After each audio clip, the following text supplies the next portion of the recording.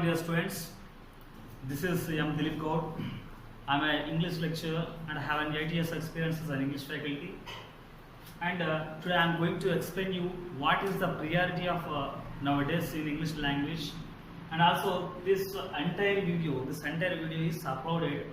ఇదంతా కూడా Shri Bhashita educational YouTube ఛానల్లో ఈ వీడియోస్ అన్నిటిని కూడా మేము అప్లోడ్ చేస్తాం. అందులో నుంచి స్టూడెంట్స్ అందరికి కూడా షేర్ చేస్తాం. తప్పకుండా అందరూ కూడా చూడండి. And today my first topic is parts of speech. And then my first question is, here I am raising you one question here. What is speech is the main question, because of if you want to understand this entire topic, you need to understand what is speech. Then what is speech? Speech is nothing but to communicate, to share your ideas, with some others is called speech. Whatever you speak, that is called speech. That speech is formed from different types of parts. These parts are, according to their functioning, they are segregated 8 types. Entirely 8 types, but I am here explaining you only 4 topics, and remaining 4 topics I explain you later. Then that's why these parts, this speech is formed from these parts. That's why it is called parts of speech. Let me explain how many types of parts of speech and their functioning.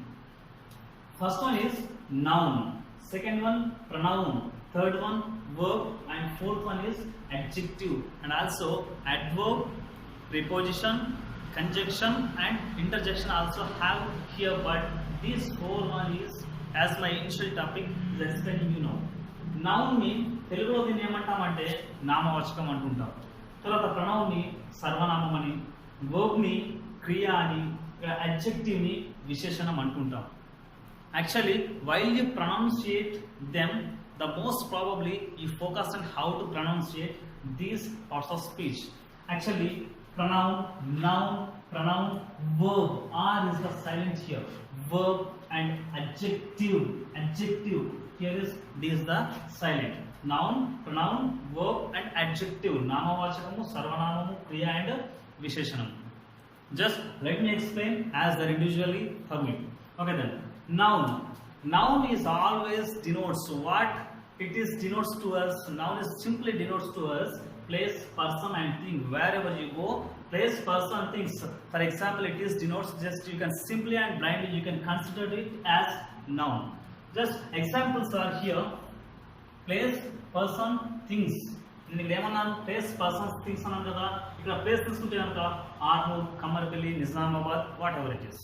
Place, person, Ramu, Raju, Somu, like these names of a person, there is no any difference between gender. And next one, things, table, piece of chalk, table, blackboard, whatever it is. These are all indicated, these are all denoted by noun only in parts of speech.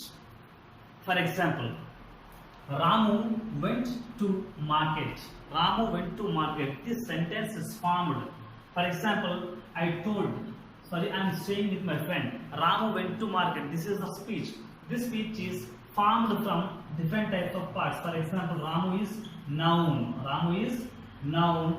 Went is verb. Went అనేది కూడా verb. Ramu అనేది noun. To market అనేది కూడా noun ఇక్కడ. మరి ఇక్కడ ఏమి indicate చేసి చూడండి, ఇక్కడ రాము అనేది పర్సన్ నేమ్, వెంట అనేది వర్బ్, మార్కెట్ అనేది ప్లేస్. ఇలా డిఫరెంట్ టైప్స్ లో ఇండికేట్ చేస్తూ ఒక సెంటెన్స్ అనేది ఫామ్ అయింది. దీన్ని ఏమంటున్నామంటే స్పీచ్ అంటున్నాం. కాబట్టి ఇలా డిఫరెంట్ టైప్స్ ఆఫ్ పార్ట్స్ తో ఒక స్పీచ్ ఆర్ సెంటెన్స్ అనేది ఫార్మేషన్ అవుతుంది. కాబట్టి దాన్ని ఏమంటున్నాం, పార్ట్స్ ఆఫ్ స్పీచ్ అంటున్నాం. ఓకే, చూస్తారు కదా. Next one, Sita is listening a song. In this sentence, Sita is a noun. Is the helping verb. Listen is the main verb. A song is the noun. So this sentence also formed from different types of words. Next one, pronoun అంటే ఇక్కడ ఏమంటున్నాం మనం, సర్వనామం అన్నాను. Then where should we use this pronoun is very very important. Where should we use this pronoun? Actually, this pronoun used into the sentences instead of the noun. నామవాచకానికి బదులుగా ఎక్కడైతే వాడుతున్నామో అక్కడ వాడే ప్రతి చోట కూడా దీన్ని ఏమంటున్నాం మనం ప్రొనౌన్ అంటున్నాము. మరి why should we use is the question. మరి ప్రొనౌన్ ని మనం ఎందుకు యూజ్ చేయాలని క్వశ్చన్ చేస్తే కనుక pronoun is avoid the repetition of the same name into the sentence. ఒక సెంటెన్స్ లో ప్రతిసారి రిపీట్ అవుతున్నటువంటి నేమ్స్ ఏమైనా ఉంటే కనుక వాటిని చేస్తుంది ఇట్ విల్ అవాయిడ్, ఇది అవాయిడ్ చేస్తుంది. అండ్ ఆల్సో సబ్స్టిట్యూట్, ఇక్కడ ఏం చేస్తున్నాం మరి మనం ఇక్కడ నౌన్ కి బదులుగా ఇన్స్టెడ్ ఆఫ్ ద నౌన్స్ అన్నాం కాబట్టి ఇన్స్టెడ్ గా ఏం చేస్తున్నాం మనం సబ్స్టిట్యూషనల్ వర్డ్స్ కొని యూజ్ చేస్తున్నాం ఇక్కడ. And those are substitutional words are here I, we, you, they, he, she, it, name. Majorly we have 7 pronouns in English. Major pronouns, these are the major pronouns in English. ఇక్కడ మనకి 7 major గా ఉన్నటువంటి pronouns. And wherever you go, if you want to substitute replacing instead of the nouns, we have to substitute through these pronouns only. ఈ pronouns తోనే మనం ఏం చేస్తుంటాం substitute చేస్తూ ఉన్నాం కాబట్టి pronoun also called substitutional word. దీన్ని ఏమంటాం మనం ప్రొనౌన్ ని సబ్స్టిట్యూషనల్ వర్డ్ అని కూడా మనం పిలుస్తూ ఉంటాం అన్నమాట. చూద్దాం ఒక్కసారి ఎగ్జాంపుల్స్ అంటే he went to market. If you compare with the first example and with the second examples, just I mentioned here Ram went to market. Here is I mentioned directly noun. Why? Because of I explained you noun. In this topic pronoun, just I am explaining about pronoun.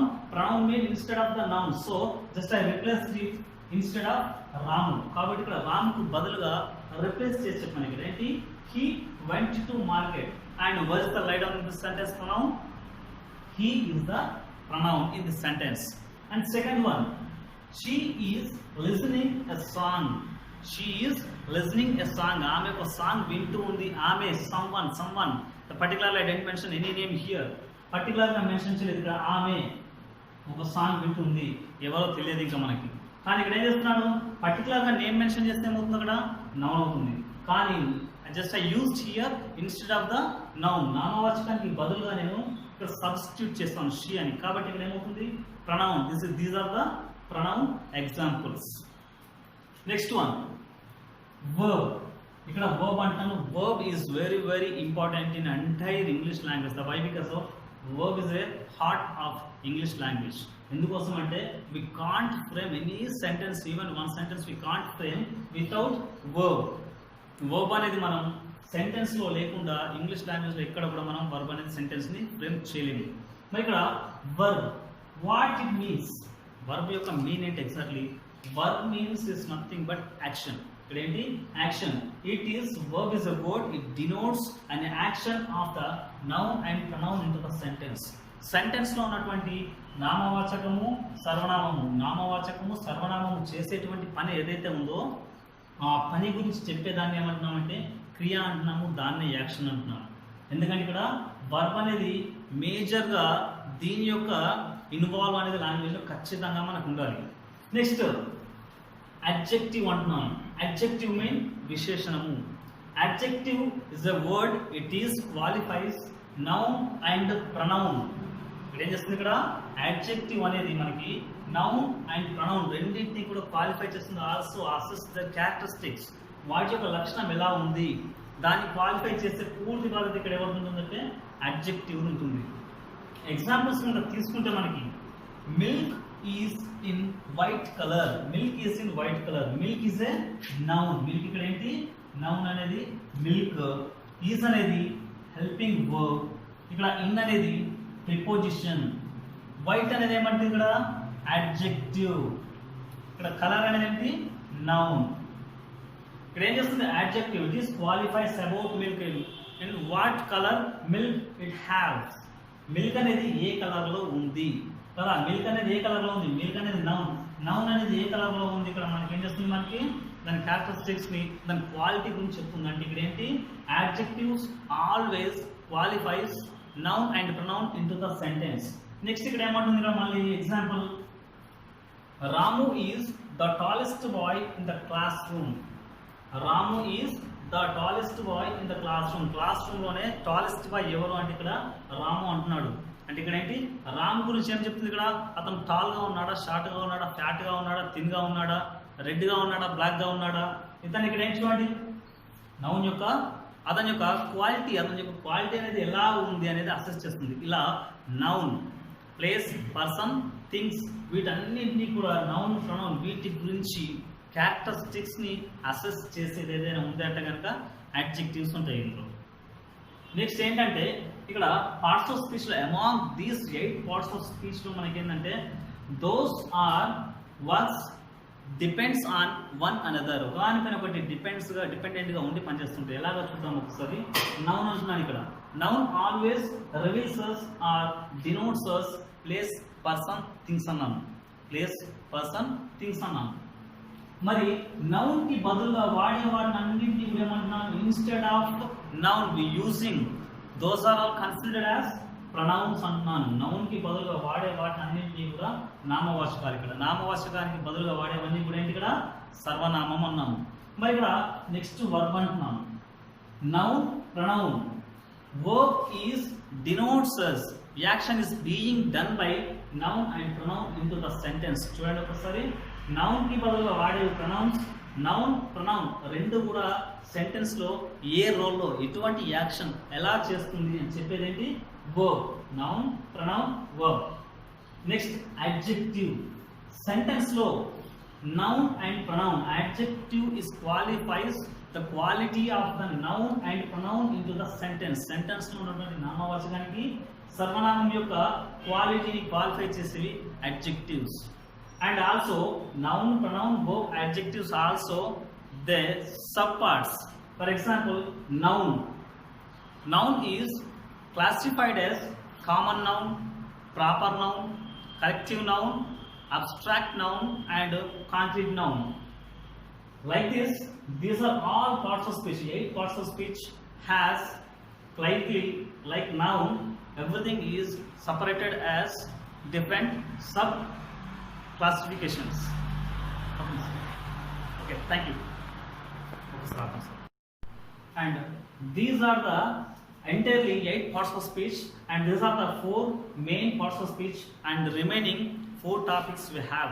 Those are adverb, preposition, conjunction and interjection. Just I'll teach you in my next class. Please watch them. Thank you.